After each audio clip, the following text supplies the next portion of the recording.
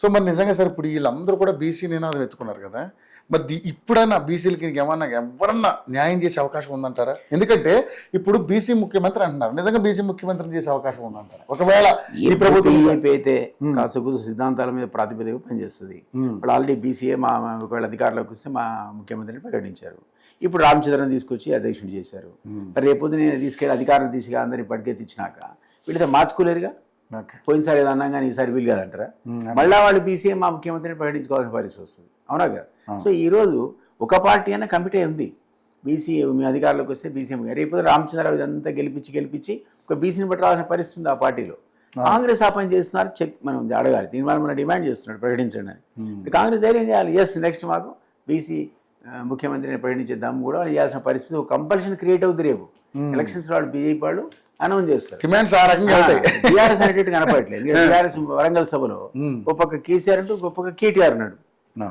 దళితుల సంగతి దేవుడు బీసీ దాకా రాని ఉన్న అదొక సాంప్రదాయం ఉండదు. 30, 100, 50 తలకాయలు పెట్టేవాడు. చింతలే సరే గుతం పెట్టి ఎత్తుకోవాలి కానీ తలకాయలు అయితే ఉండేవి. ఇప్పుడు తలకాయ లేదు, మడకాయ లేదు, రెండే తలకాయలు అక్కడ. సో ఆ పార్టీ ఇంకా కూడా పాత విధానాన్ని కొనసాగిస్తుంది తప్ప ప్రజలు ఏది డిమాండ్ చేస్తున్నారో దాన్ని అర్థం చేసుకున్నట్టుగా కనపడట్లేదు. అది వాళ్ళకి నెగటివ్. ఓకే, ముఖ్యంగా సార్ అంటే మామూలుగా చూసుకుంటే ఈ పరిపాలన ఫైనల్గా ఇప్పటి వరకు సాధించిన విజయాలను ఒకసారి మనం చూసుకున్నా, లేకపోతే అపజయాలను చూసుకున్నా, ఈ ప్రభుత్వ పనితీరుని ఆల్రెడీ 2 సంవత్సరాలు అయింది కాబట్టి ఏంటి వీళ్ళు అనుకున్న సఫిషియెంట్గా చేయగలిగే అవకాశం ఉందంటారా? ఒక అనలిస్ట్గా మీరు చెప్పండి. నేను లాస్ట్ టైం మనం మాడుకున్నప్పుడు అనుకున్నాం 3, 4 తప్పి వీళ్ళు ఇంతవరకు ఇంప్లిమెంట్ చేయలేరు. ఇట్లా ఎలక్షన్స్ లోకల్ బాడీ కనుక పోతే వీళ్ళ కొంప మునిగిపోతుంది, 3వ స్థానం ఉంది అనుకున్నాం. ఈ లోపల రైతు బంధు వేసేసారు. ఏది ముందే 3 ఎకరాలన్నారు, 5 ఎకరాలన్నారు, 10 అన్నారు. ఇప్పుడు ఏం చేశారు? ఎంత గతంలో వేసారో అందరికి ఇచ్చి పారేసారు. చూసారా మీరు? అది అందరికి ఇచ్చారు. రాయి రపోర్ట్ కూడా ఇచ్చారు. ఇప్పుడు అంటే ఎలక్షన్స్ ఉన్నాయి కాబట్టి దీని ఇంపాక్ట్. ఒకసారి ఇచ్చారు, మధ్యలో 2-3 ఎగ్గొట్టారు, 2 ఎగ్గొట్టారు. ఇప్పుడు ఇంకోటి ఇచ్చేస్తే మొత్తం ఇచ్చేసారు. సో దాన్ని ఎలక్షన్ దృష్టిలో పెట్టుకున్నారు. తర్వాత ఇవాళ నిన్న వరుసగా రేపటి కార్డ్స్, రేషన్ కార్డ్ డిస్ట్రిబ్యూషన్ మొదలుపెట్టారు. సో కొంత ఎఫర్ట్ అదనంగా జరుగుతున్నట్టుగా అనిపిస్తుంది.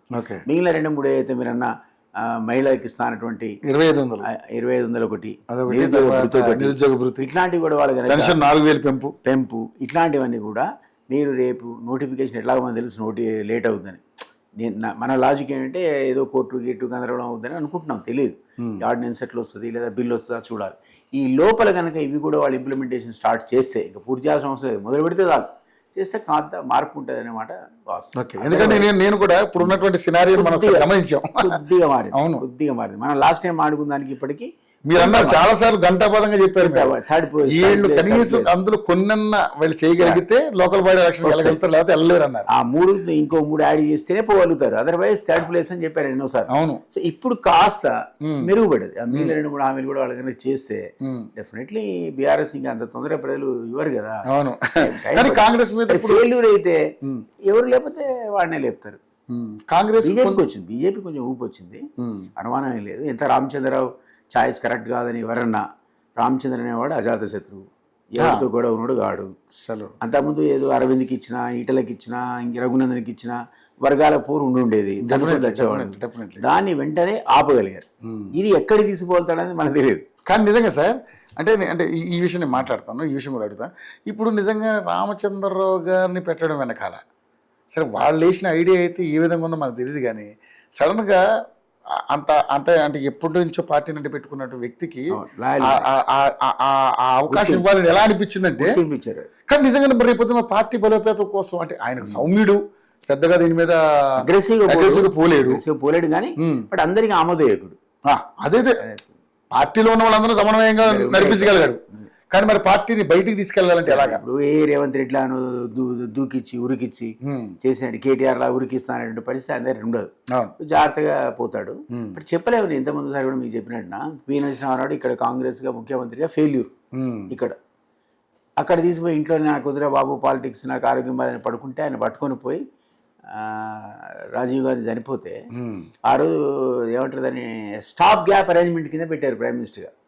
మళ్ళీ 6 నెలల్లో డిసైడ్ అయిపోయారు, మాలో మేము డిసైడ్ చేసుకుంటాం అనే పరిస్థితికి ఈయన తీసుకొచ్చి అక్కడ పెడితే నంద్యాలలో యునానిమస్గా ఇక్కడ గెలిపించే పరిస్థితి. ఎన్టీఆర్ ఎవరు అభ్యర్థిని కూడా పెట్టలా, తెలుగువాడు ప్రధానమంత్రి అవుతున్నాడు, ఇంకేం కాంటెస్ట్ అన్నాడు. నామినల్గా ఎవరు నిలబెడితే డిపాజిట్ కూడా రాలేదు అనుకోండి. అట్లాంటి పీఎన్ఎస్రావు 5 ఏళ్ళు అసలు ఈ దేశాన్ని సరళీకృత ఆర్థిక విధానం ద్వారా ముందు తీసుకెళ్ళిపోయాడు. అప్పుడే ఊపి నుంచి బయటపడేశాడు. ఎవరు అనుకూల అత్యంత ఎఫిషియెంట్గా పనిచేశాడు. ఎందుకు చెప్తున్నా ఎగ్జాంపుల్ అంటే, అట్లా సౌమ్యుడు అని మన రామచంద్రరావు అదే అభిప్రాయం రామచంద్ర మీద ఉంది అందరికి. మరి ఆయన కూడా మీరు అదే రకంగా అంచనా వేస్తే ఇప్పుడు ఈ అధ్యక్ష భాషలు వచ్చాయి. మరి రేపు పీవీలాగా సక్సెస్ఫుల్ అవుతాడేమో అంటున్నా. అవును సార్, మనం ఆయన కూడా తక్కువ అంచనా వేయడం లేదు. ఇప్పుడు కొంతమంది సైలెంట్ గా ఉన్నా వాళ్ళ రాజకీయ అవకాశం వస్తే ఒక్కోసారి వాళ్ళ వర్త్ చూపిస్తారు. ఆయన కూడా చూపిస్తాడు. మీరంటే లాయర్లు ఎక్కడ పక్కకు జరగలేదు, ఓడినా గెలిచినా అంటి పెట్టుకున్నాడు పార్టీని. సో అది యాక్సెప్టెన్స్ వచ్చింది. అదర్వైజ్ ఈ గ్రూపులు తనుకొని వచ్చేవి, అనుమానం లేదు. కాబట్టి దానికి అతీతంగా వీళ్ళు నిర్ణయం తీసుకున్నారు. చూడాలి, వీ కాంట్ సే ఆ ఆపర్చునిటీని ఆయన ఎట్లా వాడుకుంటాడో కాలం నిర్ణయిస్తుంది. ఓకే సార్, ఇప్పుడు మరి నిజంగానే స్థానిక సంస్థల ఎన్నికలు సెప్టెంబర్ 30లో పెట్టాలంటున్నారు. మరి ఎంతవరకు అయ్యే అవకాశం ఉందంటున్నారు? నేనైతే నమ్మట్లేదండి. నాకైతే first of all court guide lines కదా సార్, సుప్రీంకోర్టు క్యాప్ తీసేస్తామన్న మాట అనగానే నాకైతే డౌట్ అయ్యి సుప్రీంకోర్టుగా పోయాడు, తలుపు కొడతాడు, అట్లెట్లా అంటే అయిపోతుంది మనకు 6 నెలలు. కానీ ఒక ప్రాబ్లం ఏంటంటే, మీరు లోకల్ బాడీ ఎలక్షన్స్ ఎంత ఆలస్యం చేస్తే నేరుగా నిధులు రిలీజ్ అవుతున్నాయి కేంద్రం నుంచి. లోకల్ బాడీ ఉంటేనే నిధులు వస్తాయి. మీరు స్పెషల్ ఆఫీసర్స్ నడిపిస్తారంటే ఆ డబ్బులు రావు. దానివల్ల రాష్ట్రం నష్టపోతుంది బాగా. ఎంత త్వరగా వాళ్ళు పెట్టుకుంటే మంచిది. సో నిజంగానే గ్రామాలకు కూడా కాదు నిధులు, అసలు రూపాయి లేదు, కాంగ్రెస్ రూపాయి లేదు. Dependent on government of India.